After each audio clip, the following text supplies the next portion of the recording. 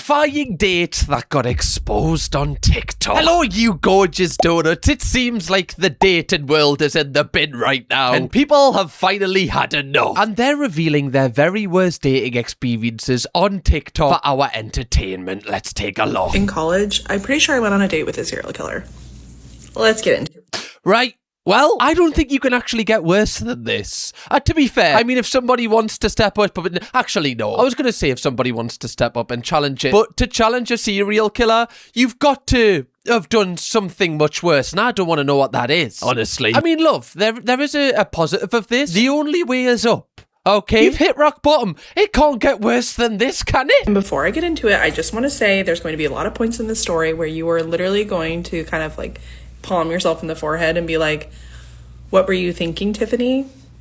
I know, I was dumb. I was also 21.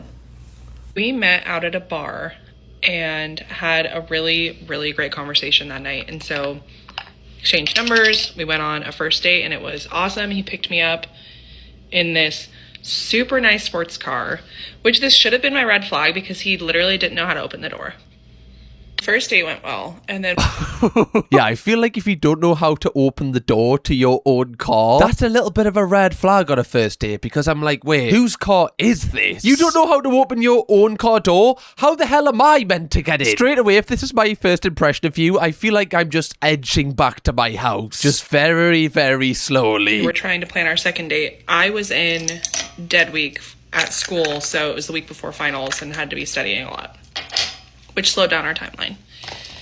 While I was studying one night, it was probably 10 p.m., we were chatting about how it was going. He was asking me if, he could bring me any food or anything, and I told him that I could just really go for a walk at 10 p.m. So he gets super excited, and he's like, yeah, let's go on a walk.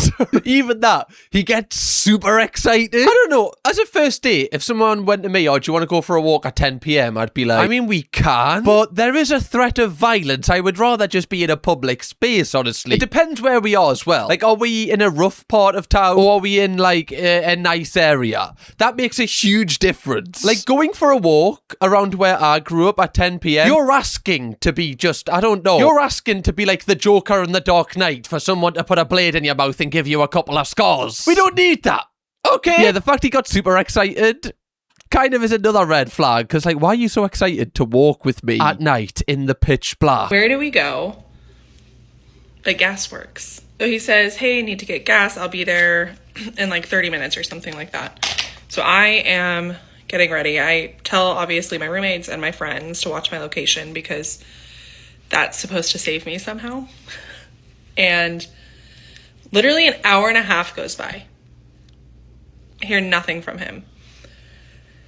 So then he finally texts me that he's there, and I had him pick me up at the apartment next door.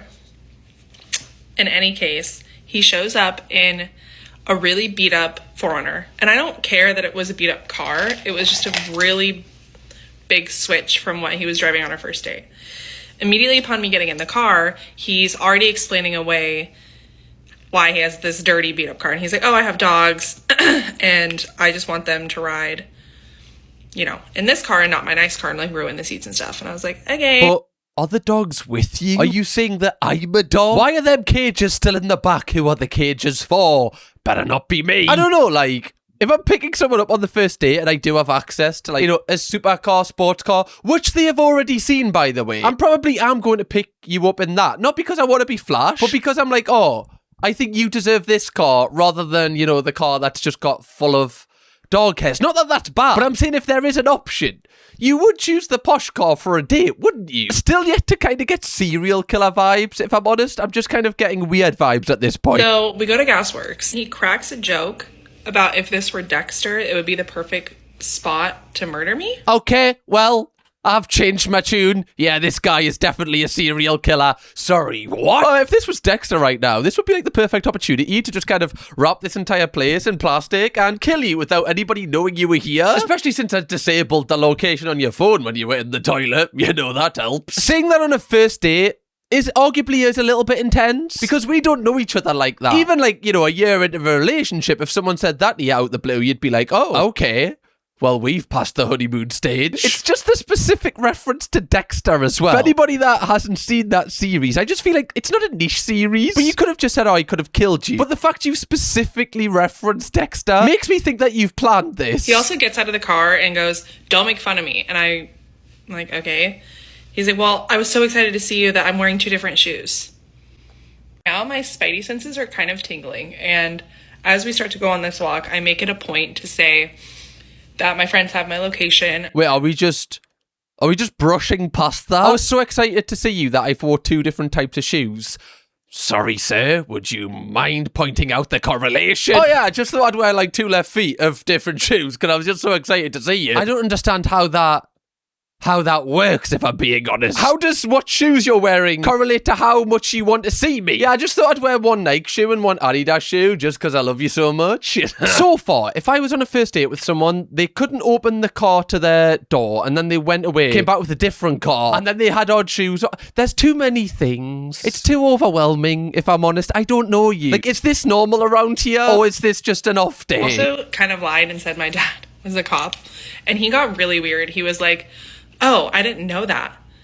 And then when I told him about the location thing, he's like, well, how accurate is it? And I was like, it's really accurate. And I showed him. He goes, oh, okay. And we're walking around. Sorry, how accurate is it? Well, does it have your exact coordinates? Does it work if you're buried underground? Just asking for a friend, obviously, you know. Does it work if you're in a cage in the middle of a volcano? It does. Okay, just so I know, yeah. Okay. Does it work in basements? It works in basements, okay. Yeah, this is good to know. If you've been to Gasworks Park, there's one side that's like on the water kind of, and then there's this whole like dark side of the moon moment around the back of Gasworks Hill. We're walking around this hill, right? And so we're in the dark spot, and I'm just kind of like, I don't like this. This feels really weird. We get towards the water finally, and he's also at this point made multiple jokes about murdering me, and I'm like, this isn't funny, especially for the second time we're hanging out. Okay, sorry, I missed that. This is the second time. Multiple jokes about murdering you. Yeah, I just feel like it's too intense. One's too many. But multiple? This seems like you're manifesting this. Have you just read the book The Secret? Not liking the vibe right now, my friend. Can we make some jokes about me staying alive just to kind of balance this out a little bit? Sorry, my kind of, my energy's kind of off here. I just want to know what he's saying. Like, are they just walking past, like, I don't know, park benches and going, I could kill you next to that park bench. Could kill you next to that one and that one. Like, what do you mean multiple times? I'm like, oh, like, let's look at the water. And I'm also plotting how I can say I need to go back home. He tries to kind of make a move to walk around the mountain again. I was like, we have already walked that. I'm good. And he goes, oh, you're very aware of your surroundings. Okay? Oh, you take note. I mean, we are just walking on a hill. What, do you expect me to just shut my eyes the entire time? Oh, when did this hill get here? What do you mean? I'm very aware of my surroundings. This is so weird. Like, we're joking about it now, but, she lived to tell the tale, but this would be insanely scary. It's also scary that, like, she has to get all of her friends to keep track of her location and everything, obviously, just to make sure that she's okay. Now, the next part, this might be a moment where you're like, Tiffany, what were you doing? Asks if we can sit on the rocks that are against the water, and if you've been to Gasworks Parks, to get to the rocks you kind of are away from civilization, like you're not really able to be seen if you're sitting on the rocks. I said yes. Oh, Tiffany, man. Did your mother never tell you not to do this? Shocking, love. Sorry, I'm not trying to victim blame you, but honestly, like, if you are in the company as a woman of a potential serial killer, I don't think it's as easy as just being like, nah, I'm gonna go home, because you may never end up going home if that's your answer. It's weird, because obviously you don't want to be here and you do want to go home, but I don't know if this comes off as bad. You kind of have to be nice to them. Like, you don't have to be, but you have to be. Do you know what I mean? Like, you shouldn't have to be.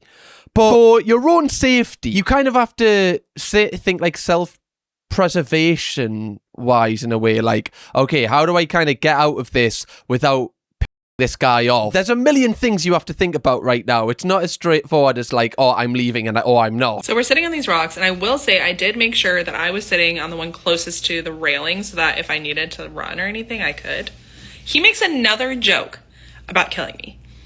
Could kill you next to that rock as well. Yeah, you know, park bench, and rock. That's 4 killings, love. Count yourself lucky. Could have done it at any time, but I didn't. And that's why I'm the man for you. Put it in your Instagram bio with a kiss next to it, please. I really, at that point, like, started really feeling easy, right? And I was texting. What do you actually say, though, genuinely? Like, are you not just like, oh, how about me being alive? Surely there's a punchline in that, right? Oh my God, how crazy is it that I'm alive?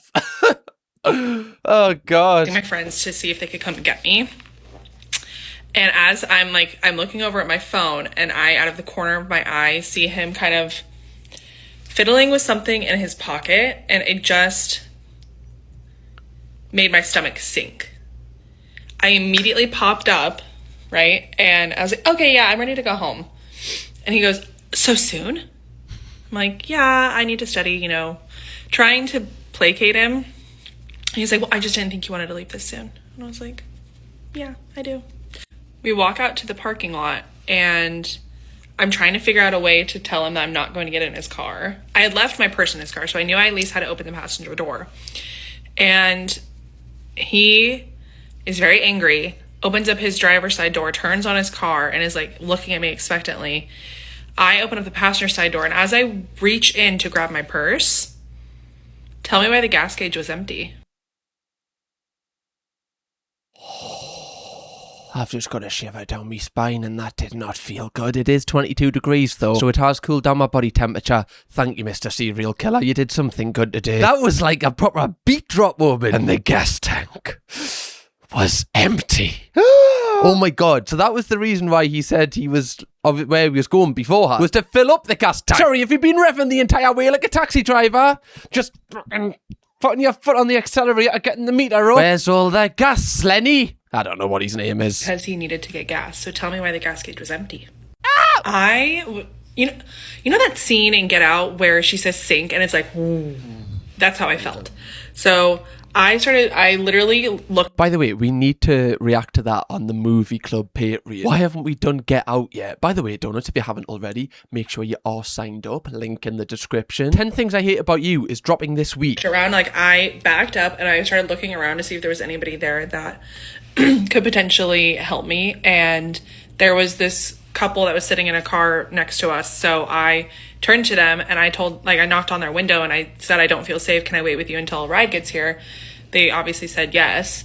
The guy literally peeled out and sped off after I did that. I was kind of worried that she was going to get murdered, but then I was like, but she's telling the story. Yeah, honestly, love, you could have died that day. What was he fiddling with in his pocket? That's what I want to know. Even the fact that he like sped off, like if you weren't a creep and you know, you can tell that your day is very uncomfortable, I feel like you would try and just like, I don't know, like either plead your innocence or just try and make sure that you can do anything to make them comfortable. Just be like, look, I'm sorry that you feel this way. I'm sorry that I've made you feel this way. Is there anything I can do to kind of make you feel more safe? Do you want me to leave? Do you want me to wait with you until a friend? Like, try and just like make it easier for them in a way. The fact that he sped off, and with all of the other little things, you know, the constant attempts of joking about killing you and the empty gas tank, points to the fact that this guy very much was here to hurt you, which is insane, especially when he knows where you live as well. It's so horrible that you had to go through this, honestly. Bloody hell. Even someone in the comments said, every time someone says I think I dated a serial killer, I roll my eyes because it's so extremely unlikely, but this was off.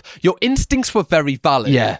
Definitely, love. I feel like you played this as well as you could have. Yeah, you had a few like moments, like you said yourself, where you like did a face palm, but it's a lot easier to recognize those facepalm moments afterwards. When you're in it and you're emotionally tied to the situation, you're not thinking as clearly. Let me tell you how I went on a date in Atlanta, and the guy who I went on a date with, his boyfriend showed up at the restaurant while we were on our date. I mean, you know, if you're giving us 3 people who I don't want to turn up when I'm on a date with someone, their boyfriend is definitely in the top 3. Or girlfriend. Sorry, you've got what now? Why, you bloody here? You bloody moron. You should be watching bloody Netflix with your partner. Not here with me eating sushi. Yeah, bloody creep, yeah. The previous day, I'm at the mall. I see the guy. We like exchange looks. So like I know he knows that I think he's attractive. I know he think I'm attractive because we're looking at each other. We've passed each other multiple times in the mall and we're looking. So probably like the third time we've passed each other, he's like, excuse me, I think you're very beautiful. I would like to take you on a date. This is such a weird way to meet, but it's not at all. I guess it's natural. But you guys were giving each other looks 3 separate times in 3 different places in the mall. Like, is that not just weird? Were you guys not just like constantly bumping into each other like awkwardly? I'm like, okay, cool. We can exchange information, get to know each other, and then we could put something in motion. So cool. We talking the whole day. Everything's going good. He seems down to earth. He seems cool. We have a lot in common. Whoop-de-whoop. Right. So he's like, okay, let's do something for tomorrow afternoon. I'm like, okay, that's fine with me. He's like, do you want me to pick you up? I'm like, well, you know, this is our first time meeting. I don't really feel comfortable with you picking me up from my home, even though, you know, I think you're a pretty cool guy. He's like, okay, cool, no problem. I'll send you a black truck. Boom. So that's the backstory of how we met. Fast forward to the day of the date. Right, so we go to the restaurant. It's a very nice establishment. The vibes are nice. He comes with flowers. The conversation is good. The energy is good. And then he picks up his phone and the energy just like shifts out of nowhere.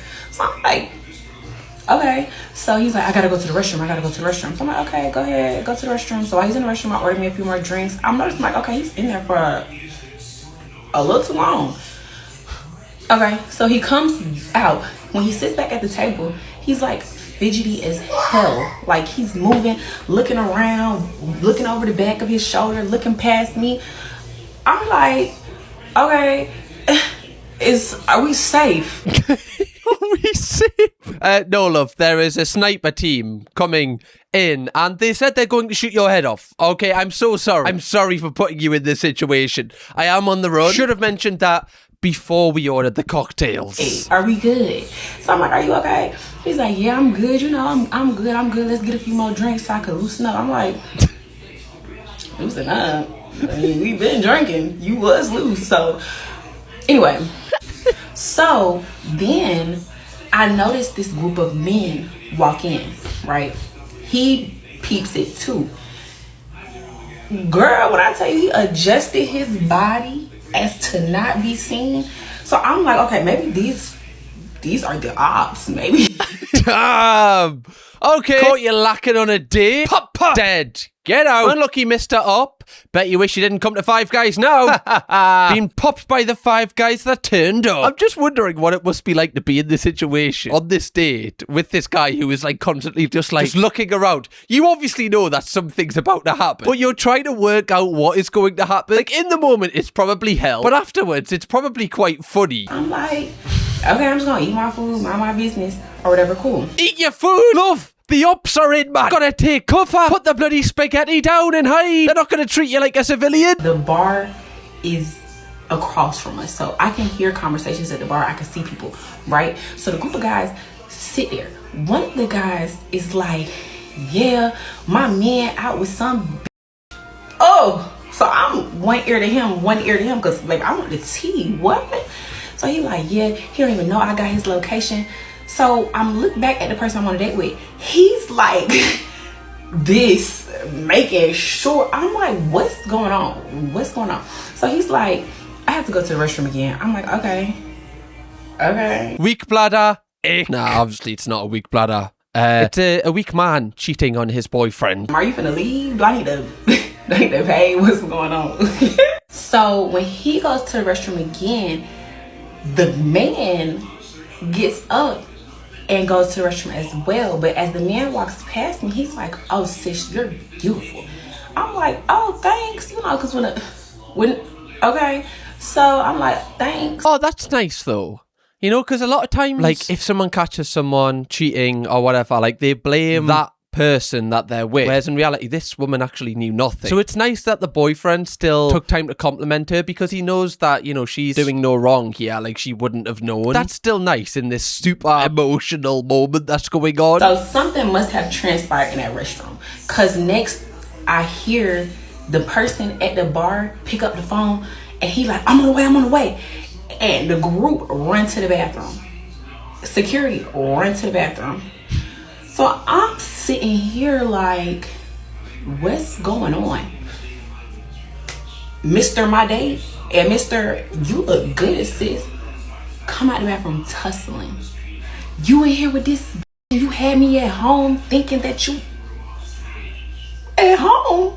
Like, how do you even act in this scenario? How do people get themselves into these situations? I'm jealous, love, honestly. Like, I wish I had stories like this. I feel like my life is so boring when I hear other people share their stories. This is wild. Like, what do you do? I imagine it's very much like the energy of when, you know, your mate's parents are telling them off and you're kind of just looking to the floor, just wishing the ground would swallow you up. Because everyone's looking at you as well, aren't they? You know, everyone's like, oh my God, it was her date as well. And you're like, well, don't involve me in this, right? I didn't know anything about it. I'm just here for the cocktails, thank you very much. And the bottomless brunch. It's just so awkward. I think the worst part of it is as well, I imagine she's had to pay the bill. Something about the man coming out the toilet, you know, tussling his boyfriend, makes me think that he's not going to sit back down at the table. He done left me with the tab. Cool. I want to get up the hell on up out of here. So I pay the tab. I'm like, I'm not sitting in this restaurant waiting. I walk out. Oh, when I tell you they on the street going at you, the person I went on a date with, baby, you know, what is going? Like, how do you even walk past them? They're like absolutely trying to rip each other's heads off. Are you just like, well, see you later then. Yeah. This is so awkward. This is the most awkward day ever. Oh my God, this comment. They ain't the ops, them the tops. Why did that make us laugh? Yeah, I feel like I would need at least 6 months to a year out of the dating scene if this is what happened. I think I'd just be like, nah, I think you know, I'm just past this. I think it's the Wild West out there, you know. I just don't think that I'm cut out for this anymore. I think this is a sign from the world that I just need to remain single for the rest of my life. Like, every single date you'd go on from then, you'd have to ask the guy, like, sorry about this, but can I just make sure before we go in the restaurant, you don't have a boyfriend, do you? You don't, right? It's fine, right? I don't mind, but just let me know prior to us sitting down. Just saves us a bit of time and, you know, a little bit of stress as well. Trying to keep the blood pressure down, you say, 120/80. Get ready with me while I talk about a time I went on a Tinder date with a looksmaxxer and got catfish. Oh my God, this is interesting. So, for people that don't know what a looksmaxxer is, that's someone that basically tries to maximize everything to do with their appearance, but they like take it to extreme lengths. Like, we've done a full video on the disturbing world of looksmaxxing. Like, these people will like slap their bones into place to make their bones look sharper with like a hammer. These people are intense. The double date feature of Tinder, but my friend and his friend weren't really texting on that group chat, so we just ended up adding each other on Snap and then snapping each other for like 6 months. He kept asking me out like on dates and stuff, but I just really de-gaff and like I don't really have the time for dates and stuff like that. But one day I was just kind of bored, so I asked him if he wanted to go and grab some ramen with me. So mind you, the only time I saw this guy's face is over Snapchat when we were snapping for the 6-month period, or over occasional FaceTimes and on his TikTok account here as well.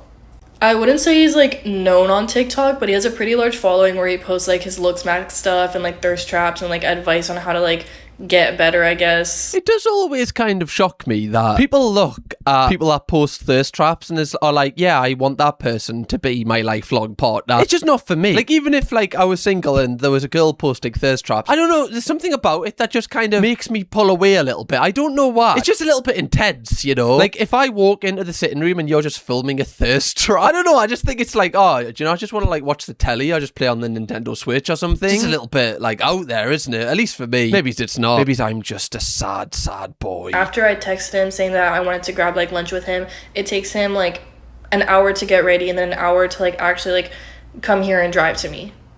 So he texts me, he arrives, and I go down to his car and I say hi to him. He looks nothing like his TikToks, let me tell you. This guy is like catfishing maxing. And the wrong place that we were going to was downtown, which is like around 20 to 30 minutes for me. And the entire car ride, we're just not speaking. Like, he's just blasting like SD Kid, Blade, like Opium as hell shit. I'm like, okay. Oh, God, okay. Like, I feel like when you pick someone up for the first time, you do just chat, don't you? Like, just blasting music and then you two are in complete silence. It's just awkward. Like, the first impression is so important. Like, I feel like you're both awkward, but you're trying to make each other feel comfortable. And you're trying to, sometimes you might even overspeak a little bit, or you might underspeak if you are a little bit nervous, but you speak. You don't just sit in the car in silence until you get to where you're going. Because I feel like it just seems a bit forced at that point, doesn't it? It's like we don't know each other until we get to the restaurant. Like, I don't know. I do remember when I picked Chloe up for the first time, like, I honestly, like, I was in so much debt. I had, like, no money. I didn't even have, like, the amount of money to pay for the petrol to get where I was going. I'm pretty sure I borrowed for a £5 off a family member. And I always remember, like, I couldn't afford, like, data. Like, my data was so low at the point. So I used to, like, burn songs onto CDs. But the CDs had so little storage that they could only have, like, 5 songs on per CD. By the way, this wasn't even that long ago, which is bad. But I remember, like, us being stuck in traffic. I think we were in the car for, like, an hour. And I didn't want Chloe to know that, like, I had CDs and I just didn't have, like, CarPlay or Spotify or whatever, and the same songs kept on playing. Obviously there's only like 5 songs, and I just remember thinking, oh my god, she's going to leave me. Like, she's going to want to, like, dump me straight away. She's not going to want to go on the date. She's going to know that I put CDs into me car in the modern age, but not even, like, bought CDs, ones that I've illegally downloaded onto a CD. Makes it so much worse. But yeah, I don't know why I went on that tirade there, but what I did end up doing was I just turned the music off after, like, the 3rd time they'd played in a row, and that helped us talk, I guess. Don't know why I went down that rabbit hole. Apologies, Donuts. The wrong place. He gets out of the car. Keep in mind, he said he was 6'3". I'm 5'10". That hole was 2 apples tall. He was driving, like, a little Mercedes or whatever car he was driving. He didn't even reach, like, the top hood of the car. Like, that was short. I mean, he had a booster seat and everything. I was like, what's going on here? His legs were, like, dangling, you know, couldn't even touch the accelerator. I had to do it for him. Shocking. 5'6" at most. Mind you, 5'10". So we go inside. The place is, like, low-key booming because it's, like, a new ramen spot. So they have to sit us at the high tops. We get the menus and he's like, wait, I'm, like, order maxing right now. So every time he, like, does something or, like, says something, he's like, oh, I'm this maxing, I'm that maxing. Oh my god. Okay, like, this can be funny in, like, if you're with your mates or whatever and you're taking the piss. But as a first time meeting someone, and also if your whole brand online is you looksmaxxing, and then you're saying, it's just, I don't know, it's just a little bit weird. Like, imagine if I went on a date with someone and I was single and all I kept talking about was donuts or about YouTube. They'd eventually be like, okay, this guy is just kind of boring. Like, I actually thought it was quite interesting that he did that, but now I want to hear about anything else apart from this. How about you shut the up maxing at this point? Like, just go nonverbal again. So we both order our food. We both get, like, a bowl of ramen, and in the time span that we're waiting for our food, he, like, starts over analyzing me on, like, my looks and, like, what I need to change and, like, max or whatever. And he's talking about, like, your maxilla is recessed. What the is a maxilla? Sorry, if someone said to me, oh, I don't know if this is gonna work. Oh, why? You've got a recessed maxilla. I'd be like, I don't even know how to change that. Honestly, like, I would like to think I can meet you halfway with this recessed maxilla, kind of, you know, make it half recessed, but I don't even know what it is in the first place, if I'm honest. So then he, like, goes on his phone and he starts, like, thirst trapping in, like, that freaking angle that he does where he catfishes the out of people. And he's, like, thirst trapping to, like, looksmaxxing audios, like, while I'm sitting, like, right next to him. Sorry, what? After, you know, he's complimented your recessed maxilla and you reply, he's like, wait, shut up, just give me a sec, shut up, you know. Oh yeah, recessed maxilla. yeah, you need to get that sorted. Sorry, if someone, like, live thirst trapped in front of me on a day, I actually don't know what I do. I think I would walk out. Genuinely, I'd be like, this is just not gonna work for me. Like, that's the equivalent of, like, going live. Like, imagine being on a date and someone just goes on TikTok live. Just some things you just don't do, man. Our food ends up coming after what feels like forever. I start eating my food and this guy genuinely goes, wait, you're big maxing right now. Shut up! Not everything I'm doing is maxing. You know what you're doing? You're twat maxing. That's what you're doing, bloody twat maxer. The do you mean I'm big maxing right now? I'm eating my ramen. Ho, what are you talking about? And over the period of us eating our food, like, we're just, like, not really talking. And anytime he would say something, it's to say that I'm something maxing, this maxing. Honestly, I think he's just brain rotted. I think all he does is scroll TikTok and his entire For You page is about looksmaxxing and clavicular. And that's just his entire personality. Like, he doesn't have anything else apart from that about him. So that's all he can talk about. And at some point, he literally asked me, he's like, oh, how does it feel like to go, like, out on a date with a TikToker? You're pretty nervous, right? Obviously, you know, hot shot over here. Famous for 60-second TikToks. You got me. Okay. Oh, yeah, it's, God, get me in handcuffs, throw away the key, fine. Okay, you caught me. What's it like to be in my presence? You know, what was it like to see the thirst trap just in it all? It was overwhelming, wasn't it? Ooh, bet you never seen that before. Well, there's more where that came from, love. If you dream big enough, If you dream max enough, you can have all that and more. Damn it, why didn't I use that on the first date? What's it like to be dating a YouTuber? You've moved up in the world. Only down from here, my love. You're not a celebrity. Like, I'm not on a date with Michael B. Jordan right now. Like, I'm mad confused. No, it's better. Honestly, it's better. Can Michael B. Jordan do a thirst trap live in front of his date on a first date? Let's take that into account. I don't think so. I don't think he would. I don't think he's got it in him. Yeah, he was in Creed and Sinners, but that bloke can't do what I can do. So we finish eating, paid, and then we get up, and like he's cracking jokes the entire time, talking about I'm this maxing, I'm that mogging. Like, so I thought it was my turn to crack a joke. So I'm like, yo, why am I hype mogging right now?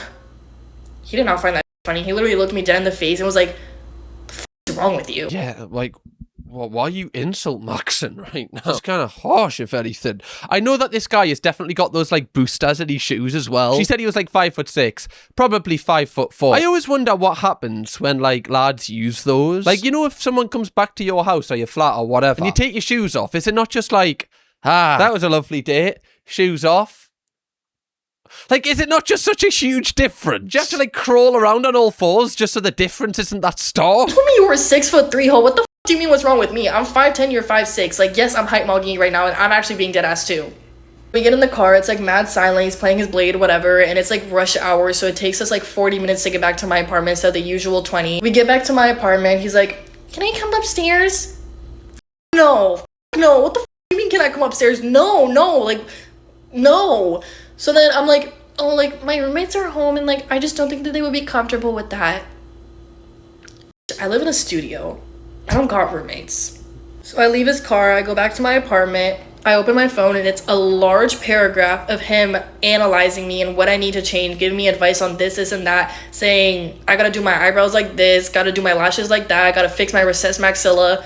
Still don't know what the recessed maxilla is, Bo. I guarantee as well, that entire paragraph is AI written. Just from the way that he talks and everything. I guarantee that he's put your face into some sort of AI, and then he's just asked for it to looksmax you and then just copy and pasted that message to you. It's just the audacity. And it's quite scary that people are out in public acting this way. It's even scarier that these people have an audience, you know. Like, I guess you don't know what people are like behind their brand, but it's wild that this, like, people are attracted to this guy's content in a way, and they would never know this is what he's like behind the scenes, or maybe they do. I don't know who this bloke is. She hasn't mentioned him by name, but yeah, it's like that entitlement, isn't it? Like, not showing your date full attention, speaking about yourself the entire time, and like speaking in weird quirks, and also like demanding to come upstairs, and then when, you know, you refuse, then writing a paragraph to her about everything that's wrong with it. It's just wild that these people have the audacity to do something like this to someone. There was a young girl, she lived in New York City, and she was on a dating app and matched with this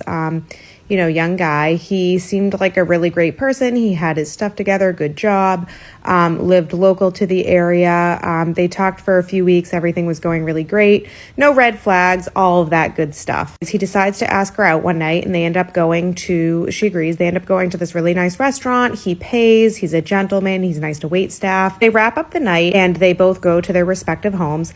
And after she gets settled at her apartment, she gets text from him saying that he lost his key, and he's trying to get a hold of his roommate. His roommate isn't home, but his roommate is also not answering. So he's kind of like stuck outside of his apartment. Just sort of like telling her that. And she just kind of figures, all right, I'll invite you over. Okay, like, I feel like that's a red flag. Like, look, he could genuinely be telling the truth. He could actually be locked out of his place, but I don't know, like, you telling the person you went on a date with, I feel like there's an ulterior motive there, right? Like, clearly you want to get into their apartment. That's why you're doing this. Because I don't feel like they would be the first person you would tell. Maybe they would if you had a really good first date and you were continuing the conversation. But just messaging them after that you're locked out, I don't know. It just seems a bit convenient, honestly. I feel like it's a little bit like guilt trippy. Maybe give him a little bit of time to figure out what's going on, either find his key or get in contact with his roommate. So he comes over to her apartment and they have, a really nice chat. They sit on the couch. Finally, she decides that she's going to go to bed. She doesn't know why, but she goes into her own bedroom, which has a door, and she ends up locking it. And it's just one of those things that she felt like she needed to do. It's a woman's tuition, man. She knows. She doesn't know, but her body knows. Do you know what I mean? Do you ever get in that scenario where your mind hasn't caught up yet? Like, your mind doesn't understand why you're anxious, but you're in a situation which your body just knows something is not right. And you need to listen to that. So she goes to her bedroom, she locks the door, and he's sleeping on the couch. Around 3 a.m, she wakes up to a knocking on her door. It's her date, and he asks her if she has a cell phone charger because his cell phone is dead and he needs to charge it. This is the part where it gets like really crazy. So she tells him that she has one and it's on the kitchen counter. And she just tells him this through the door. She doesn't get up. She doesn't unlock the door. She doesn't go and find it for him. And I'm thinking to myself, if this was me, I would totally get up and grab it for the person and give it to them and then be like, all right, anything else? Good night. He says thank you. He goes, he grabs the charger, whatever. She doesn't know. She just goes right back to sleep. A few minutes later, he knocks on the door again. I don't want to know what he says the second time. It's not working. And does she have one in her room?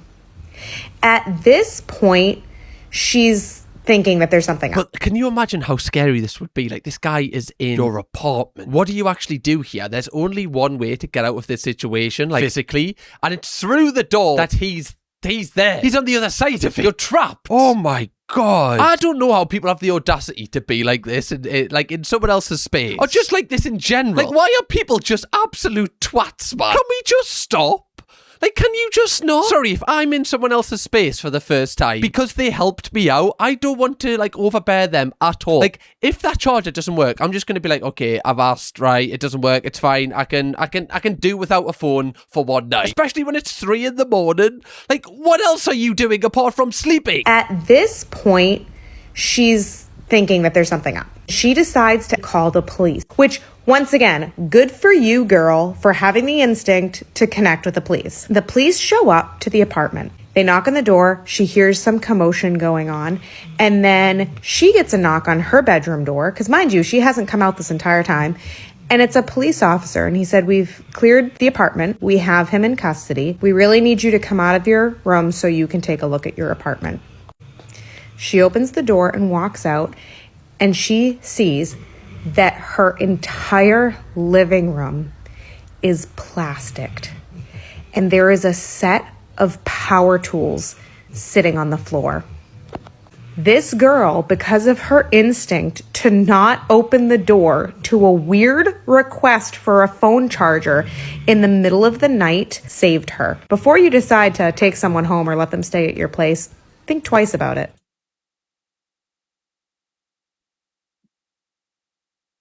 Oh, I don't think he actually needed a phone charger. Holy mother of Christ. Weirdly, we mentioned Dexter in like a few stories ago. This is Dexter. The entire room in plastic and power tools. Holy.